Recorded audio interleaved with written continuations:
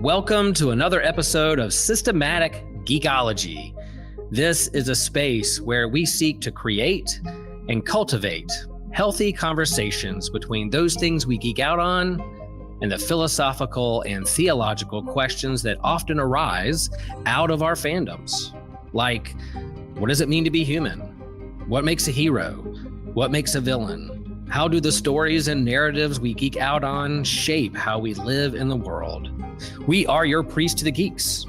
We aren't all ordained, but we see ourselves as mediators at the intersection of geek culture and going deeper in our faith. We don't always have to agree, but we do respect each other, and we see everyone as a beloved child of God. Everyone geeks out on something, so come geek out with us and enjoy the show.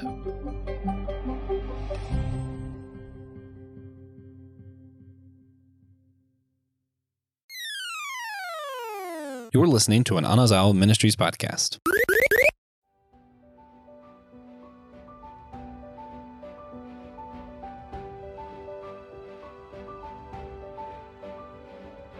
Ladies and gentlemen, boys and girls, gods, goddesses, and heroes of all ages, we welcome you to the wonderful world of Walt Disney's Animation Studios. Guys, this is part of our Disney Eras series at Systematic Geekology, where we're going through the different eras of Disney films, starting with the Golden Era all the way through the Revival Era of Disney. And we're just going to highlight a few different movies and talk about it. If you want to hear the whole series, in the description, we have a link. You could hear all of it. If you're wondering what are Disney eras, the very first episode, we break down all the different eras, how they're defined, what the themes are, and all of that. I think it's a great episode to go back and check out. But you don't need to check it out if you just want to hear me talk about my favorite Disney film. Today we're talking about Hercules. And no, I did not mean Huncules. I did mean Hercules. He puts the glad in GLADiator, and in my heart, I love him. I'm gonna let you guys know. I'm Joshua Noel, and it's impossible. At the end of this episode, no matter what we do, I will wish I said more.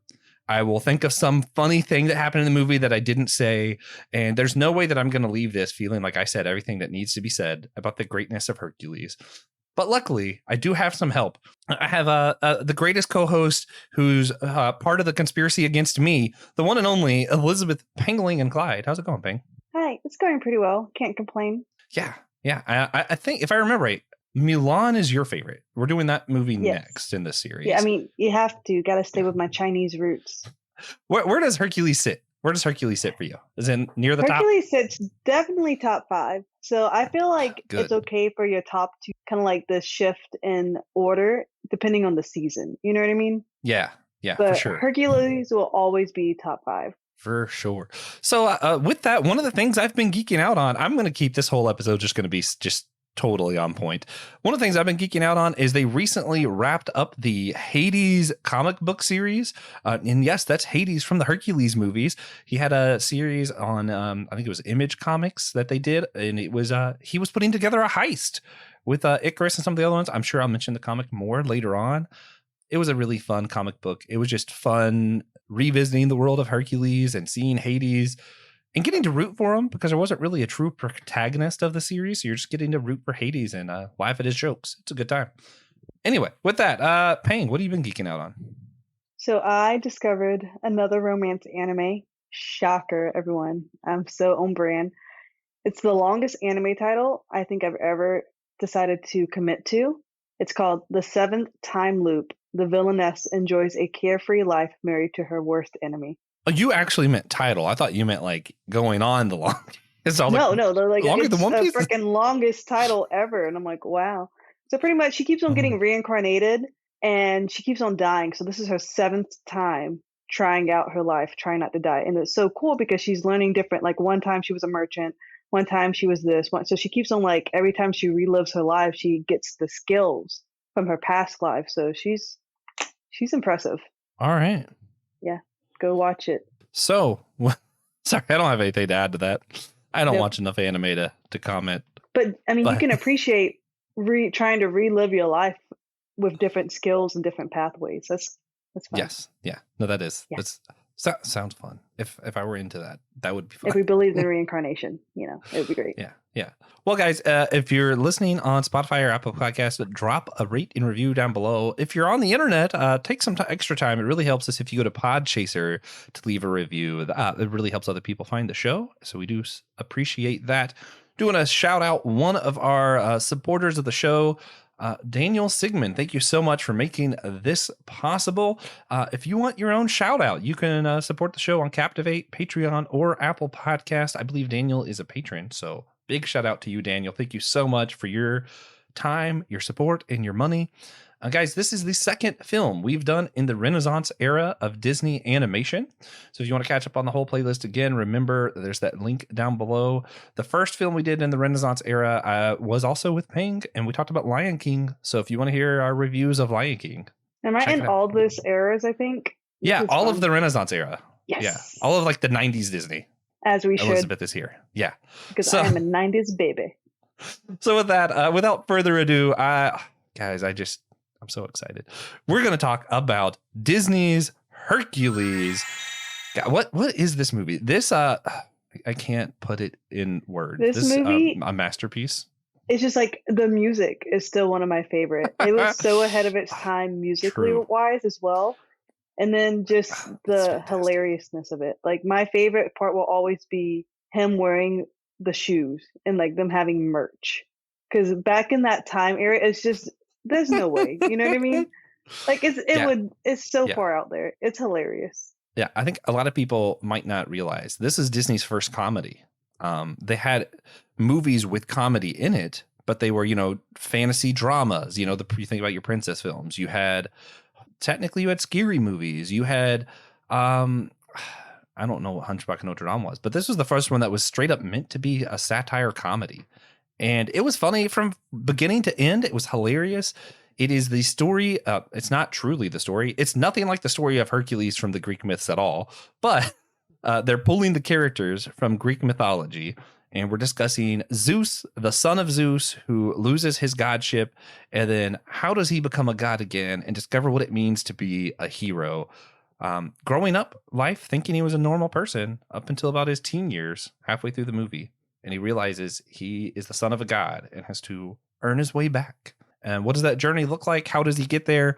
That's what this movie is. Pang, if you had to just describe or summarize this film, how would you do it? I would just say motivating. Mm-hmm. Yeah, inspirational. I agree. Yeah, you didn't say one word, but I just felt like I had to describe it in one word. Yeah, no, I meant summarize the movie. Oh, okay. I thought you just wanted like overall opinion. But that also is a good, yeah. Yeah, okay, so summarizing the movie, we just go through. It's so funny because he is so scrawny. So pretty much not Hercules, but Hades, he wants to take over the world. And then these three old hags, the witches, I'm not sure exactly what they're called. They're kind of creepy, actually. They're a little creepy. Yeah, they are. Especially whenever they take the hair off the eyeball and it like has that like wet string to it. The underworld altogether was creepy to me. Disgusting. Just but visually well done. Like everything was such a like feast for the eyes, if you will. Didn't love that term, but that's just the only thing I can think of right now. Yeah. And so the only one, it says, if Hercules fights, you shall fail. So now he has to kill Hercules. And what easier way than killing him as a baby? And then you have, what was it, pain and suffering as the two little dudes' names? Yeah, the little demon guys. little demon heifers. I love them. It's just so funny because I think which one's Pain? Is he the blue one? Yeah. I think Pain's if I'm thinking right. No, I think it's the other way around. I think the tiny blue one is Panic, and then the big purplish one is Pain. Got it. But it might be something like that. So it's just so funny, and it lives rent free whenever they try to kill the Hercules baby by making him drink the poison, but he has to drink every single last drop. He doesn't do it, and they're like, "Hades going to be so mad when he finds out." And then Panic or Suffering, I'm going to say the fat red one, said, "If he finds out," if it's and then good. Panic goes, "Yeah, if it's good." And so I literally say that in just casual conversations, like if it's good. The one I say in casual in casual conversation. What I say is someone's mad at me and I'm not afraid to make them more mad and I'm okay being silly. I always go to we are worms, worthless worms. I That just is think it's funny. so funny.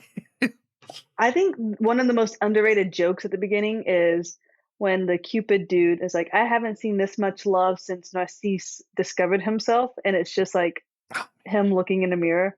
You know what I noticed this time watching through though? Narcissus, literally, he has a necklace on that just says me.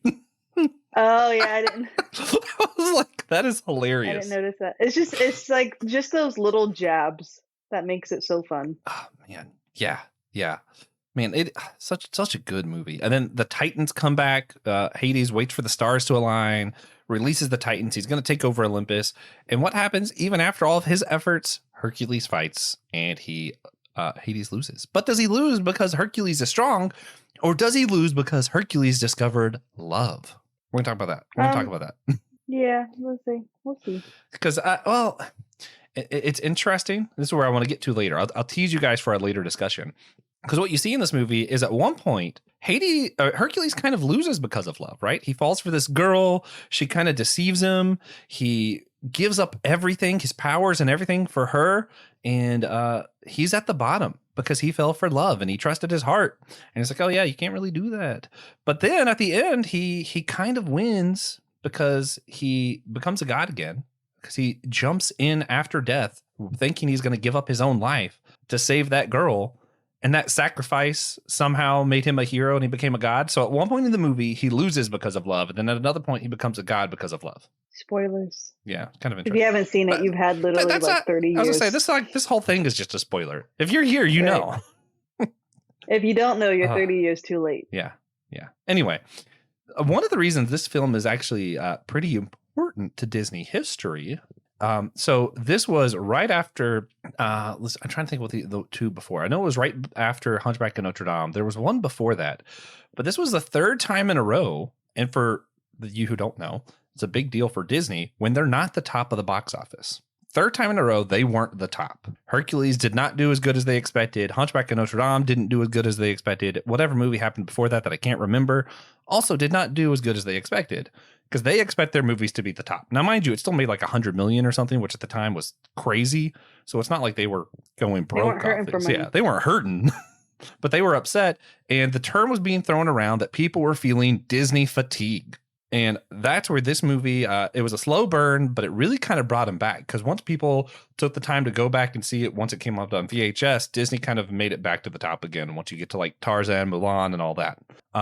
I thought it was fascinating when you look at the history and just see like the newspapers and how people are writing about Disney fatigue and reviews. Because I'm like, man, that sure sounds like superhero fatigue in the Marvel reviews right now, doesn't it? So Disney has handled this situation before. For those of you who are worried about the Avengers, Disney's done this before. It's fine. And they will do it again. Yeah, we'll have whatever else fatigue, and then Disney will save that, and it'll just keep happening over and over because Disney wants to make money. So they'll fix the fatigue somehow. Is it fatigue or is it us building endurance? That's such a good question. Mm-hmm. I don't know. I think, see, part of what happens is they slowed down how often they put out movies. And supposedly that's part of what helped with the fatigue too, because they were putting out a movie like once every 2 years, which back then was a lot. And now it's like we expect 2 or 3 movies a year. Mm-hmm. So it's like, I don't know. Times are changed. Times are weird. This year we're only getting one Marvel movie though. So we'll see if that helps. If you had to rate Hercules from 0 to 10, how are you rating Disney's Hercules?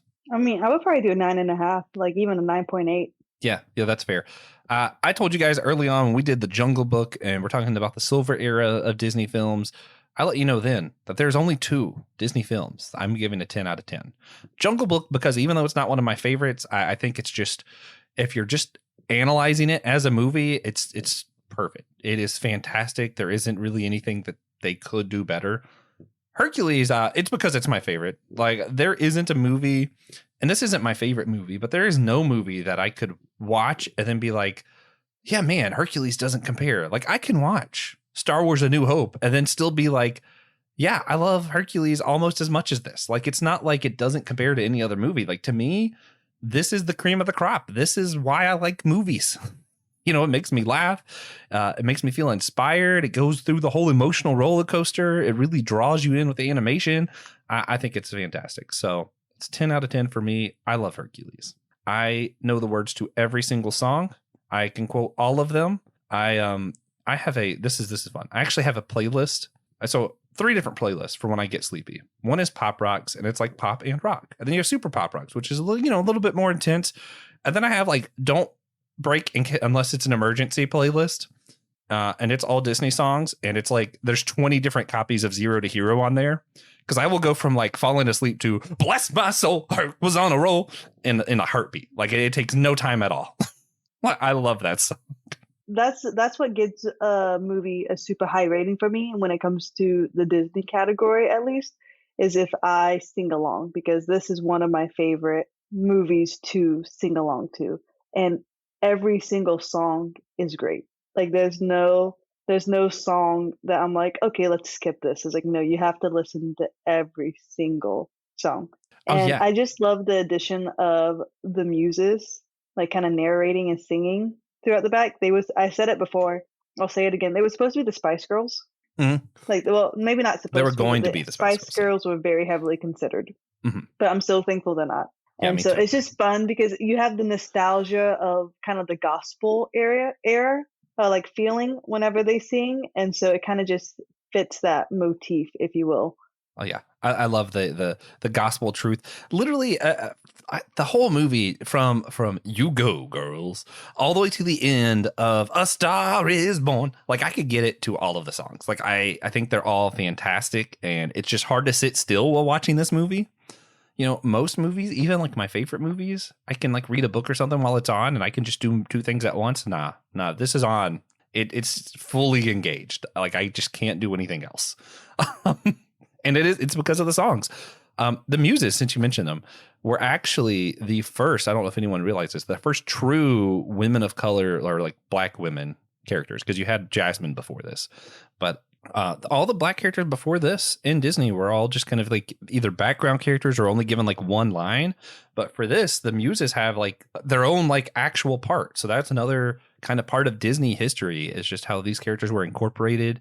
And yeah, for Disney had some not great history with how it dealt with the race before this. So that's a good point, because muses are known in history to be like the inspiration, the beauties, like the top of the cream of the crop, because the muse literally means to inspire. And so the fact that they, out of all nationalities, chose women of color.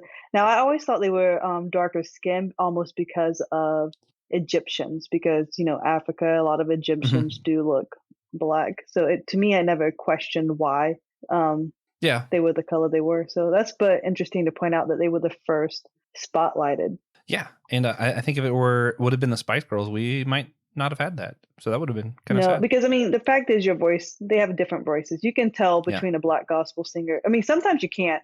Some of these weird white little boys, they sound like full-grown black men, and it trips me out. Yeah, no, those are always weird. But you guys know I do like to kind of dig in a little bit and talk more about the art and animation of this. This film, it said, has the most unique art style of any Disney film. Like you're not going to go to another Disney film before or after and see where just like the way that clouds and stuff were drawn, where it's all like kind of circular motion and it very much looks like Greek architecture. They don't really reuse that. Like this is kind of a unique thing to this movie. And it wasn't particularly complicated art. It was actually Disney went more simple to make it look the way that it did. And I think to an extent that is part of what makes the movie stand out, that they actually went more simple, that they went back to some of their older stuff. You even see some of the gag animation brought back. If you remember the scene with the haystack where they throws it and the horse gets launched way up into the air. I love gag animation. It's like my favorite thing. I think it's so funny. But, like you have stuff like that. You have the watercolors and they still incorporate CGI, but I love how they kind of got back to simple stuff and then a unique art style with that. And part of that unique art style is thanks to Gerald Scarfe. So he was a British artist. He was a caricature artist. So, the people who make like the weird character art of people that give you a big nose and all that. They brought him in, and that's specifically, I think they brought him in to do the gods, and then he had him do the character design for everyone. Because if you notice, like the gods all have like really over-exaggerated different facial features and stuff like that. And that's how they got that. They brought in this character artist. They thought this guy has exactly what we want. We're going to add his style to the Disney style. So you'll notice that, like, compared to some of the other Renaissance films, the art is a little bit different in Hercules. And that would that'd be I'll because have to pay of Gerald attention Scruff. more next time I watch The Gods. Oh, yeah, Which one has a big nose? Other fun stuff. So the CGI integration, I do like how they did that. The Hydra, I think, was the only character fully CGI that was in this movie. Hades' hair was all CGI, and there's a few things here and there. I think they did, because I'm trying to think before this. A lot of the times when CGI was used before this, I think Fox and the Hound was the first time it was used. I thought it was okay. But a lot of times it really stands out when CGI is used in animation, where you're like, oh, okay, so everything else was drawn and this was clearly from a computer. I feel like it was hard to tell from this. Like, you can tell in the Hydra scene if you're looking for it, but I feel like if you're not looking for it, it really just matches the rest of the art pretty well. So I think that was really well done. So yeah, I don't pay attention to any of that stuff, so it all looked good to me. We interrupt our regularly scheduled podcasting for an important message. My name is Tejas. I come to you today to inform you that for as little as $0.00 a week, you could in fact help us by joining our Discord channel. We'd love to talk to you guys there. There's a ton you can do on Discord. You can hang out with us, talk directly to all of the hosts, ask us questions, get more involved in our community, and join in future watch sessions. We like to hop in a voice channel and stream something and watch it that way. It's a really cool way to, get that sitting on the couch experience from home and, living a couple 100 miles away from each other. It is my favorite thing. I would really appreciate it if some of you joined so we could hang out some more. Thanks. And back to your regularly scheduled podcast programming. Yeah. Okay. See, the other one, the directors, I have to shout this one out because this was something I discovered 2 days ago and I got so excited.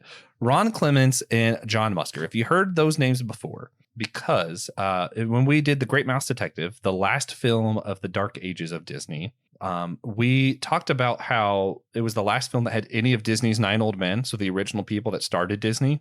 And they were kind of training these new people coming in, right? So these new artists, these new directors. And the directors for Great Mouse Detective were Ron Clements and John Musker, who also directed. These are the guys behind Great Mouse Detective, Little Mermaid, Aladdin, Hercules, Treasure Planet, Princess and the Frog, and Moana. And if you're wondering, my favorite Disney film, Hercules. TJ's favorite Disney film, Treasure Planet. My wife's favorite Disney films, Little Mermaid and Moana. So yeah, they're still involved, and they're made all of my little family group here's favorite films are all thanks to these two guys. So I thought it was really fun to notice. Okay, these are the guys that are responsible for all the greatness that is Hercules and even Treasure Planet. DJ, I'll give it to you. I also really like the how the gods glue. How they were glowing different colors or whatever. I liked that part of the animation. I thought that was really cool. The last thing that I want to bring up as far as the art that I thought was interesting, Andreas Deja, he usually does villains. So was in charge of the animation for Jafar. He was in charge of the animation for Gaston, Scar, all of these villains. But for this movie, he wanted a challenge. He went with the hero. He did the animation for Hercules himself. So I thought it was really cool that this guy who usually does villains said, you know what? Give me Hercules. And I think he did a pretty great job with that. Did you have anything else that you noticed with the art or animation or stuff that you just think looked pretty? Nope, I don't go that deep into it. I'm just pretty, yay. Yeah, but Pegasus, cute, right? Oh yeah, super cute. Baby Pegasus, they still sell that merch in the stores. Baby Pegasus is adorable. I do agree. I mean, I would love a baby Pegasus. Wow, that is a very hard word. Yeah. This is my second podcast recording of the morning, so I'm Pegasus. I still can't say it. Oh my goodness. I want the baby horse from the clouds. That's done. Can't even say the name. So out of the art into some of the other history, you mentioned Spice Girls. Jack Nicklaus was at one point considered to be Hades. They were going to make the Joker Hades. He asked for so much money that they just couldn't do it. Eventually, they filmed the whole film with someone else being Hades. I forget who it was. And they just decided it didn't work. And then they found James Wood. James Wood's Hades fantastic. Like, I don't think anyone else could pull it off. Just like how snarky he is, how like Hades is hilarious. He's constantly making these jokes of different like sitcoms and stuff throughout the movie. I love him. And if you didn't know, James Wood isn't just Hercules for this. He came back for the Disney animated series. He came back for the best video game series of all time, Kingdom Hearts. He comes back pretty much anytime Disney wants to do Hades. James Wood's like, yo, I'm back. Even, did you watch House of the Mouse growing up, like in the 90s? I did. Do you remember when the villains took over? Mm-hmm. Yeah, James Wood was Hades. He came back to do the voice of Hades then too. Okay. I don't see. He's great. Very rarely do I pay attention to voices, but I did realize, which made me love Meg even more. Meg from Hercules is Meg from Spirited Away. Same What? voice. No, I didn't know I that. know. That's wild. So fun. I was just watching Spirited Away one day and I was like, Yeah. wait a minute. Well, So when I notice, it's pretty impressive. Meg, I think, is my favorite female lead of any. The problem is, like, a lot of my favorites are in this movie. So, like, my favorite Disney protagonist is probably Hercules. Probably my favorite Disney villain is probably Hades. You know, like, I'm going through, like, my favorite female lead has got to be Meg. And I'm like, of all of, like, Disney's characters, like, I think I just love all of the characters in this movie so much. Anyway, I know your favorite is probably Mulan and not Meg, but that's fine. It's okay. I mean, I do love Meg. I mean, Meg is she tries to learn her lesson, but I mean, at the end of the day, she did sell her soul for her boyfriend. That's true. That wasn't even worth it. She got better. It's fine. She did get better, but I mean, she still fell in love, even though she won't say it. They had two different versions of that song that they were going to do. That it was going to be like a heartfelt. At one point, it was going to be a musical of her and Hercules together singing, like, you know, their version of the Aladdin's I'll Show You the World. And eventually they're like, this just doesn't fit the character. Like, how does this character do this? And they're like, here it is. And I thought that song matched the character well. And it's also just such a good song. Like, all the songs in this are so good. But like Taylor would even listen to I Can Go the Distance. Yeah. If you are having a bad day, just play that song. I will have to say, you would just feel inspired. That is also one of my favorite songs. And actually, it's why I think this movie became one of my favorites pretty early on. You know, when I was a kid, I think my favorite was probably Lion King, and eventually, pretty quickly, it became Hercules. And it was because of that whole scene where, you know, you see Hercules, he can tell he doesn't belong.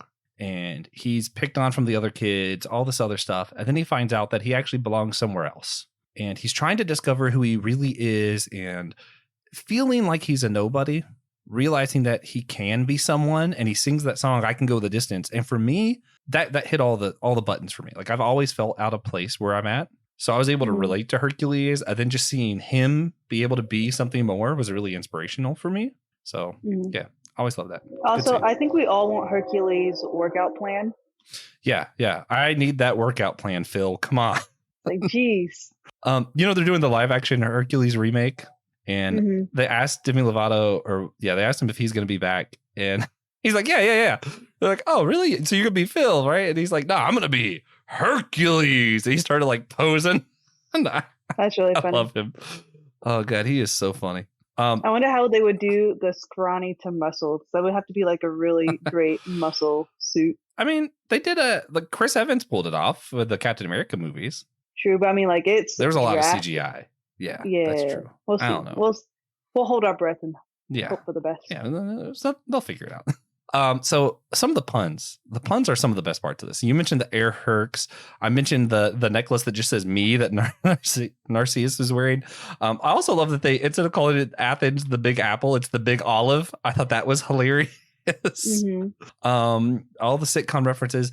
And then one of my favorite ones, I don't know if you noticed, the scene of I Won't Say I'm in Love. The muses are with the vases there. Those are the same vases from the Haunted Mansion ride in Disney World.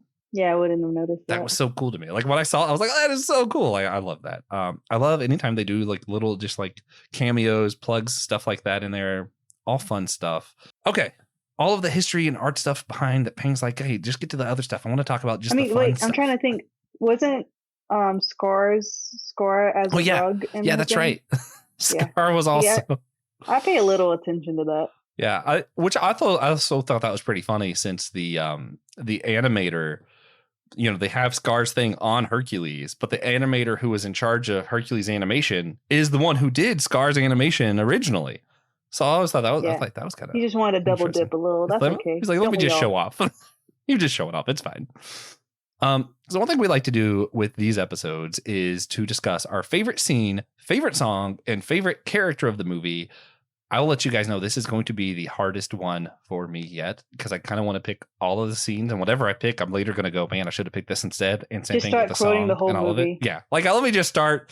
It's only a 90-minute movie. So in the beginning, well, no, actually I have to catch a plane. So we do not have time. Okay. Next time. I'm going to make you start though, so I can think. What is your favorite scene? Let's start with favorite scene. Favorite scene. Probably the time where Hercules gets found and they say the God, because they've been praying for a baby. Oh, and that was that so sweet. is just super heartfelt. And so they got to, they had an answered prayer and got to raise a baby boy, even though, he was a god. Man, I feel like we're both picking heartfelt moments. What you gonna pick?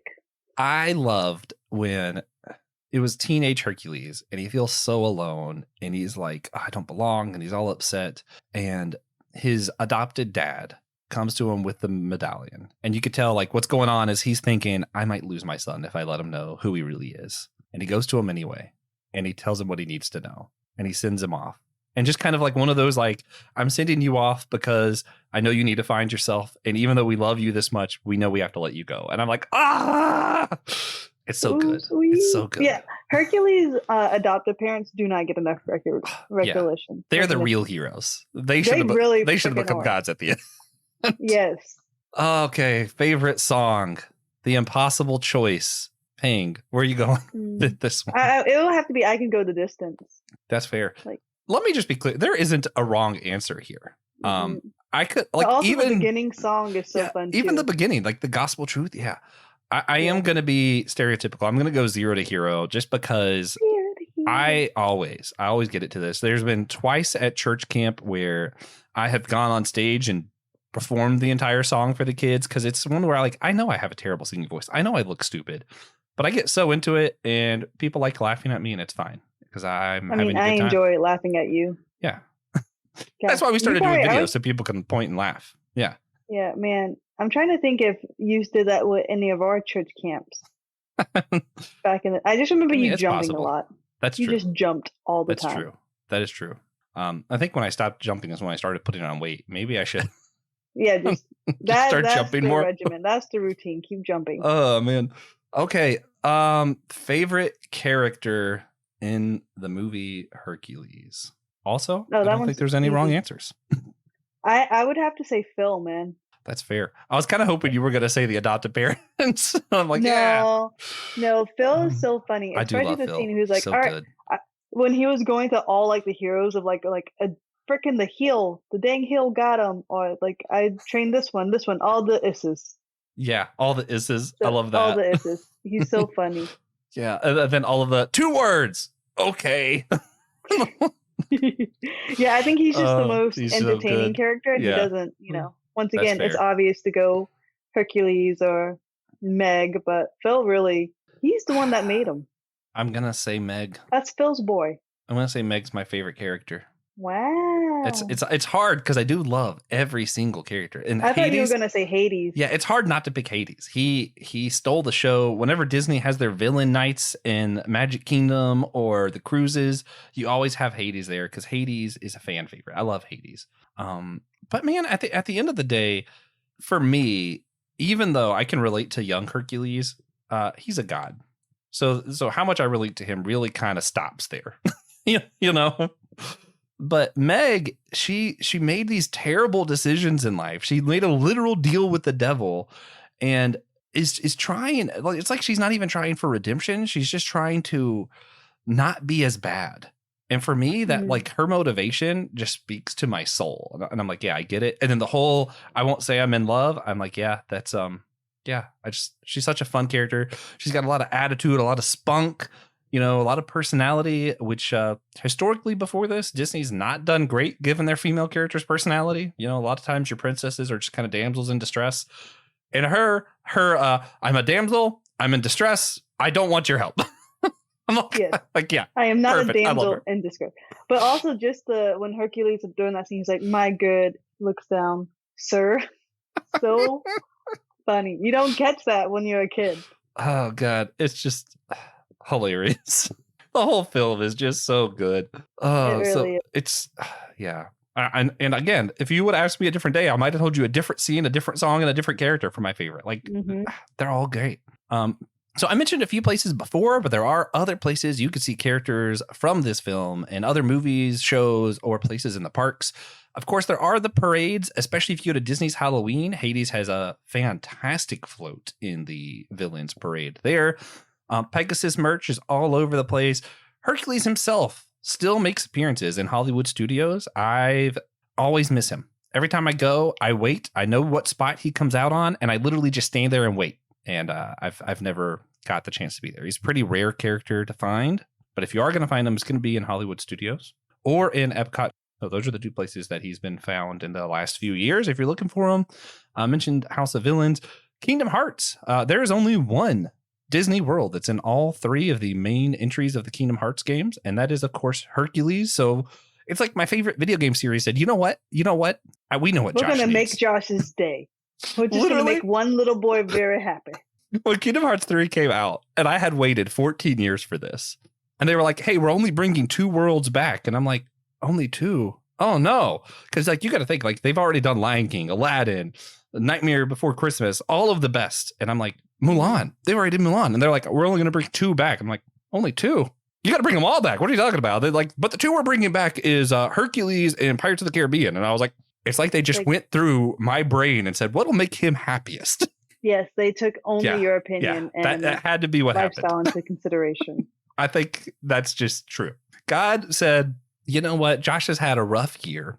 And he went and spoke directly to the programmers of this game. Let's help him out.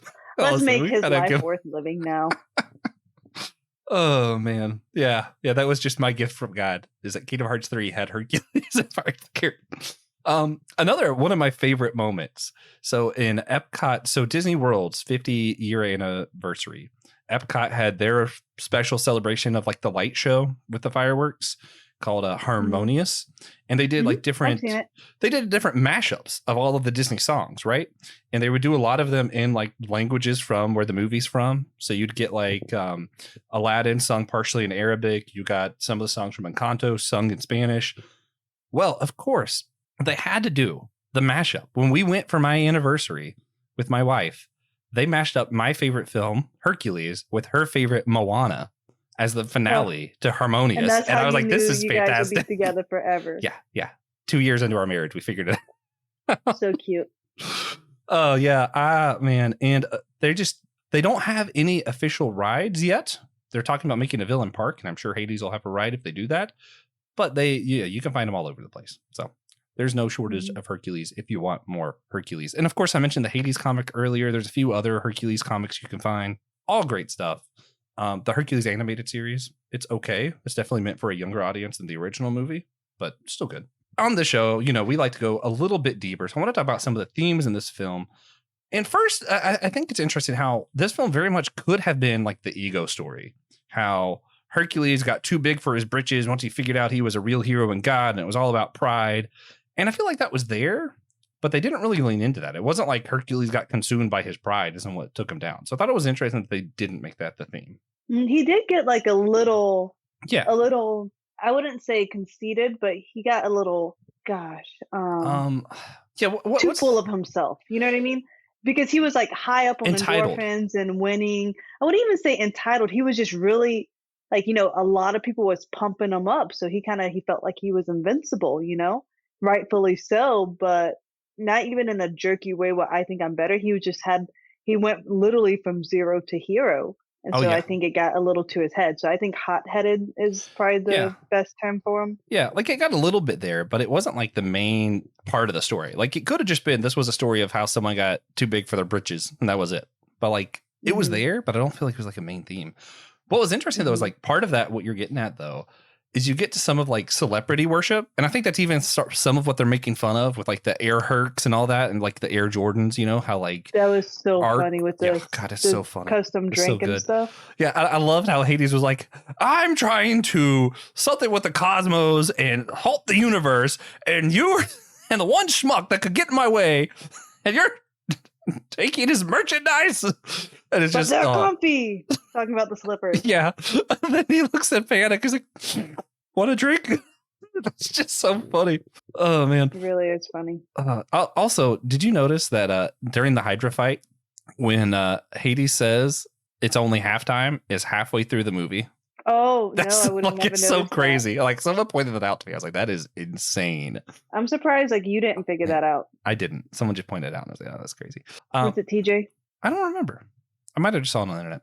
But the celebrity worship stuff, what I think is funny. So like, it is funny because we do that, right? Like we definitely wear Air Jordans because we like Michael Jordan, and we wear this person's shirt because of this thing. Like it's very much an American thing, but probably a worldwide thing. But like, how did you feel like about them making fun of that? Do you think they were just like joking, or do you think they were actually trying to make a point out of how this is kind of an unhealthy way to relate to the world? I think they were mainly joking, but you do have fandoms, you know? I mean, look at Taylor Swift and her Swifties. I love me some Taylor Swift now. I mean, same. I mean, look at me. I love Studio Ghibli, and right behind me there's a Totoro plushie that I got from Japan. So I don't think they were making fun of it as there's a problem that needs to be dealt with, especially back in the 90s. They didn't have social media to kind of go crazy like we do now. Yeah, it's definitely worse today. Yeah, it's awful today. Yeah, I just thought it was interesting how like you have these themes of celebrity worship in the movie, and it's a movie about gods, you know? True, so it's that kind of is like, funny. that's pretty ironic because it's like, oh yeah, that's, you know, today. And I don't think it's always a problem. Like, I think calling yourself a Swiftie is fine. Like, I love Taylor Swift. I think the problem is like when I wouldn't call myself a Swiftie just because I don't know a lot of like her relationship and like the lore of Taylor Swift, if that makes sense. I just like the songs. Yeah. You appreciate, but you don't follow. Yeah, I like the songs. That's all. But to me, I think the problem is when you're obsessed, when it's like completely consumed your life. Like you have Taylor Swift posters in every single room of your house. Your whole social media is just following Taylor Swift all the time. And it's like consumed you. That's when I think it's a problem. And that's where we get celebrity worship and like God's worship kind of in our real world. That really does seem like it's pretty similar to how the ancients would have worshipped the gods, is a lot of how we worship like pop music stars now.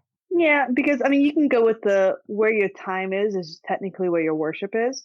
So you can even own weeks where I may be kind of like medicating with anime. That's where my worship is. So I've talked in my own podcast with Taylor how we have to be mindful of what we do with our time. Yeah, and I think a lot of it's a heart thing too. You know, on the one hand, God wants us to enjoy the world that we are in. It's not like God wants us to sit around being miserable all the time. Like I think God gets joy when I have joy reading comics, thinking about things like Superman dealing with identity crisis. Like I think God gets joy out of me enjoying the life that he has given me. But I think when I take that to the extent of it replaces my relationship with God, that's when it's unhealthy and it can be harming to me and obsessive. Yeah. Even Taylor with working out, like we have some friends where they are so obsessed with working out, now their body image is tied to working out. Whereas if they miss a day, they think they're fat. And so that almost is like worshiping, you know, the gym, if you will. Yeah. Also not great. Worshiping yourself, not great. No. Yes. But the one theme that does stick out to me the most, we mentioned it earlier, is just how they handle love in this movie. And for you guys who know me at all, you know my favorite book is C.S. Lewis's The Four Loves. And I think you see all of the loves in this movie. You see Phil and Hercules building this deep friendship, right? Like yes, Phil's his mentor, but they also have like this bond that's a little bit deeper than that. You see that the family that adopted Hercules, you can't convince me that wasn't some kind of family love, that they said, we're going to take this kid in and make him our own. So we had this found family. You have the romance, right? You have Herc and Meg, great romance story, in my opinion. Then you have that sacrificial love. Are you willing to lay down your life for something else? And I don't think the movie did this intentionally. This is what confuses me. I don't know what the movie was trying to get at, because in the movie, love, got him in trouble and got him hurt. Then love saved the day. And that confuses me. Now, with my own framework, I'm able to kind of make sense of it because, I look at the 4 loves and I see where all of our human loves always fail. Romance love on its own is going to fail. Your friendship, you're going to become cliques. You're going to isolate other people, right? Your romance love, you're going to be so obsessed with someone else, you forget to take care of yourself. Like, there are problems with all of our human loves if they're not governed by something greater, which I'll say is that sacrificial love. So for me, it makes sense that when it was just that romance love, he got himself in trouble, right? He got deceived. He got tricked by Hades. He lost his power. The whole world was almost destroyed. And then he was willing to go out with no powers to take on Titans, knowing he's going to die. Then he was willing to dive after the woman he loved, sacrificing his own life, knowing he wasn't going to get to be with her. And that sacrifice love is what allowed him to then become a true hero and become a god. I'm able to make sense of it with like my framework there. And I'm like, that makes sense. It fits how I view the world, but I don't know if that's what the movie was actually trying to get at itself. If that makes sense. True. I mean, why don't we just call Disney right now? Yeah. Put him on the line. Yeah. Let's call Ron Clement. I'm sure he has time. Yeah. He's got nothing going on. But what do you think as far as like how love is handled in this movie? Do you approve, disapprove, have different thoughts? Where are you at? I mean, I approve. I love the fact that they didn't fall in love at first sight. Like it was almost like a friendship, if you will, which I feel I tell people all the time, especially since I'm friends with a lot of young adults and they're all looking for the next, well, not the next, but their future spouse. And I'm like, hey, just be friendly with them. You don't have to go, like, you don't have to see someone and be like, ooh, that could be my husband. No, become like, get to know them, see if it clicks. And I feel like that's what happened. It wasn't a instant, we looked at each other, now we're in love and now we're going to go get married type deal. It was a nice, like, hey, we have gone through this journey together, and through the journey we ended up falling in love. And because that love is so strong, I'm going to sacrifice for each other. Yeah. So that was very, very realistic version of love. I mean, despite selling his soul to the devil and jumping into a pit of Haley, very, very that part might be problematic. Yeah, I mean, sometimes you feel like marriage is jumping into a pool of dead don't souls. say that. I mean, some days. Yeah, some days it's not all sunshine and rainbows. What's ironic is I did have one of those moments when I met my wife where when I first saw her face, I had like an intrusive thought of, I'm going to marry that girl. And I remember telling her like pretty early on, I was like, I know this is what's going to happen. So I feel like I'm just here for it. You know what's funny? When I first saw Taylor, I was dating Izzy at the time, our mutual friend. And I was like, if I have a breakup with Izzy, I want to date him. Anyway, I think Izzy listens to this. I mean, obviously there is an initial attraction, but it started with a friendship, not of me trying to be like, is that my next husband? Yeah, I think that's the thing. If we didn't become friends first, it wouldn't work. Because like a lot of times, especially if you live with someone for an extended period of time, sometimes the romance isn't always there, Not saying it shouldn't be, but when you're someone constantly 3 years, at some point in the day, you're just going to want to be chilling on the couch. You're not going to want to be like romancing somebody. And it's nice if the person next to you is someone that you like chilling on the couch with. Right. Yeah. See, I do like how that was handled. I'm still confused on like love got him in trouble, but then love also won the day. Like that still kind of confuses me. Unless you're using my framework, maybe Ron Clements is just a Christian who thinks exactly like me. That would be cool.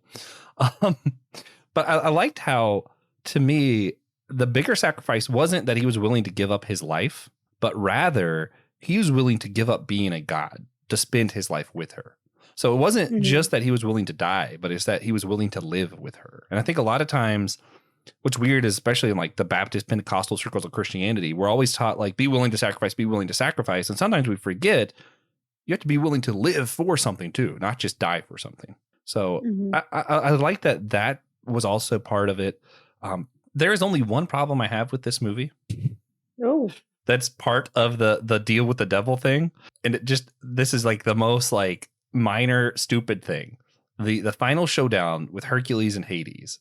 Hercules makes this deal that he'll give up his life for Meg, and he jumps in and he brings Meg out. And then he just punches Hades and leaves. I'm like, wait a minute, you broke your deal. You got to stay there. Like your deal was that you would stay here if he let you get Meg. Why do you get to just break your deal now? I don't understand. He's a god, so he's not. So he's not bound by the oaths. He made a promise. Maybe He's got to keep that promise. we could go super Christian. It was like when he rose from the water, he was a new creation. So the old So doesn't technically, apply. the old man, a Hercules human got made the saved deal. and baptized He's not a in water. human. So yeah, he got I don't know. baptized. That's what it was. He was baptized in the pools of death His and old love. self was washed Yeah. away, with his old commitment. That was it. Perfect. Well, did you have anything else that you wanted to add to this movie and the greatness that is Hercules that it's impossible to say enough about? I know it really isn't, like what we talked about just doesn't do it justice. Just go watch it, does not. guys. Yeah, I feel like you should watch it at least 4 times a year, once a quarter. that's accurate. Yeah, that is accurate. Maybe once a month. One Oh, thing I okay, too didn't much. mention earlier. I think when we talk about art, like a lot of times it's easy to remember to do this with comics because like it's just the way it's laid out and the way people talk about comic books. But I want to shout out the colorist for Hercules. So yeah, the penciling, I mentioned that earlier, like how all the clouds were like swirling and how everything was kind of modeled after Greek architecture was really cool. But I think whoever did the colors for this movie, I wish I knew who it was. They deserve their own, hats off to them. The colors really make this movie pop and just enjoyable. The way that goes along with the rest of the art, with the animation, with the CG, with the music, with the characters. It's a perfect film, I think. I think it's just perfect. It really is. Yeah. I have nothing bad to say about it at all. No, turn us off and go watch Hercules again. That's I don't what you think it guys even offended too many people, right? Because Mulan Yeah. was technically very offensive. Yeah, they originally they were going to play this, like its premiere was going to be in Greece and Greece wouldn't allow it because it's like this is nothing like the original Greek myths. But I think that was very short-lived. Like I feel like They probably appreciated the jab. Yeah, well, because once it came out, it became obvious that they weren't trying to make this the Greek myth. They were just trying to do their own story with the same characters. So I feel like, I don't know. Yeah. But with that, we're going to go ahead and wrap this one up. And I'll let you guys know, if you stick around, you'll get a bonus question over on Patreon, Captivate, or Apple Podcast. So if you support the show, you'll get to hear us answer another impossible question, being if we had to lose any one song from this movie, which would we choose to lose? Oh, that's hard. Yeah, it's impossible. Before we get to that, though, we have to finish this show for those who aren't supporters. Give a recommendation. If we had to recommend anything, doesn't have to be about this movie, could be, just whatever you're thinking about right now. What would you recommend for our followers today? Go watch Spirited Away by Hayao Miyazaki. It's a Studio Ghibli film. That way you can hear Meg's voice again. You just so that we could keep hearing Meg's voice. Because her name is Meg so it's always Meg. Yeah, that's fantastic. A book I've recommended before, I'm going to recommend again because it's relevant. If you want to hear more of accurate representation of Greek myths and do it in like a one story at a day with a little Christian message afterwards, almost like a devotional kind of style thing. The Myth Made Fact, Reading Greek and Roman Mythology Through Christian Eyes by Louis Marcos. Dr. Louis Marcos? Yeah. Check that out. I think it's a lot of fun. All the stories are really short and it's got a quick, hey, what was the moral of the story? How's that relate to our beliefs? And I think it's fun. It's a good time. So check that out. Then go and rate and review our show on Podchaser, Spotify, or Apple Podcast. Thank you again to Daniel Sigmund for supporting the show. You make this show possible, Daniel. We love you. And make sure you guys check out the rest of our Disney Era series with a link in the description down below to hear more of our reviews of Disney films and the eras of Disney. Right now, again, we're still in the Renaissance era. Remember, we're all a chosen people, a geekdom of priests.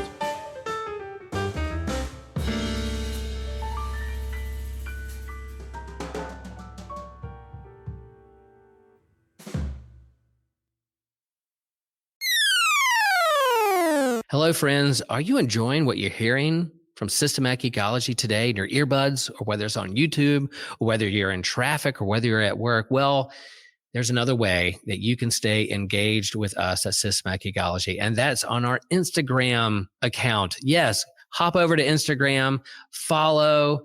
We'll follow back. We promise. We post lots of fun stuff over there, whether they're updates on new podcasts that are coming out or getting ready to come out, or whether they're memes or we're sharing what other of our friends are up to out in the world. Sometimes we go live at events, whether we're at a Comic-Con or whether we are just hanging out with friends on the back porch grilling out. You can follow us there. We also have videos and reels, like what's in Will's pull box from his local comic book store. He shares what he's reading in the world of comics. And then Christian is going to do some reviews of Spider-Man comics called Spidey Swing Bys. That's going to be fun. And then there's non-canon stuff. Non-canon? What? Yeah, Joshua's going to be reviewing one intellectual property from outside of the canon of his favorite fandoms, or a piece of literature that's a part of the biblical extra-canonical material. Man, that sounds like fun. But yeah, Instagram is one of my favorite social media outlets, and love to engage with friends and family over there. And so we hope that you can engage with us there. Hey guys, Christian here to talk to you about the AMP Network. That is the Amazon Ministries Podcasting Network. That's what we do for all of us here together. You can follow the whole network in a single feed on Spotify at Amazon Ministries Podcast, or on the network page on Apple Podcasts to just see what we're all doing. And what are we doing? Well, we have plenty of things here. We've got the homily. You love Pastor Will. You want to hear Pastor Will preach. You hear the man doing a homily there. It's amazing. The man does spectacular work for Holy Trinity Lutheran Church in Chapel Hill, North Carolina. Then we have the Whole Church podcast. If you want to hear Joshua and TJ talk to different people from around the church who have very different views on how things should go, check it out there. You want to go to My Seminary Life? You want to get some more Brandon Knight in your life? Who doesn't want more of that? Go there, hear about the man, discuss his time at seminary, which is what he used to do. Now he's on other topics, and just head out there for what the rest of the man can do. Hear a lot of good stuff that way.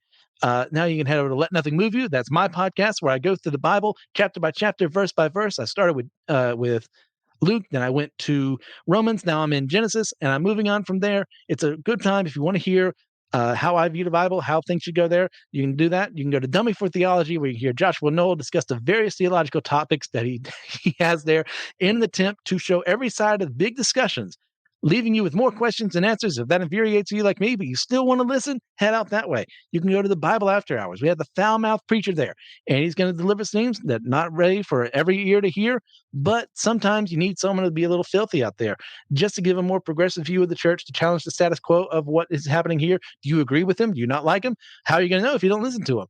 And finally, we have save best for last, the Clydes. Taylor and Elizabeth Clyde. You need some more Pangalangan in your life, like all of us do, then head out there, see what's going on in their own life, in their own ministry, so you can hear the devotions and everything going on in their lives. Once again, that's the Amazon Ministries Podcasting Network, AMP, and we love you guys. See you next time.